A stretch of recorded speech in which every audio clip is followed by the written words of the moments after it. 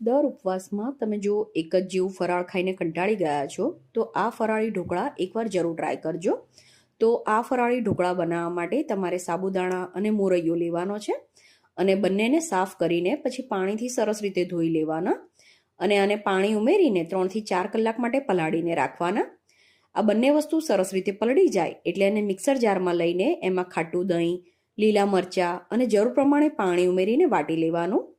પછી ખીરામાં મીઠું, થોડું તેલ, પછી ખાવાનો સોડા કે ઈનો ઉમેરી દેવાનો અને આને સરસ રીતે મિક્સ કરી લેવાનું છે. તો જે ખીરું બનાવ્યું છે એને તેલ લગાવેલી થાળીમાં લઈ લેવાનું. પછી આના ઉપર મરચું અને મરી પાવડર સ્પ્રિંકલ કરીને અને ઢોકળિયામાં 10 થી 12 મિનિટ માટે બાફી લેવાના. તો આ સરસ મજાના સોફ્ટ અને સ્પોન્જી ફરાળી ઢોકળા તૈયાર છે.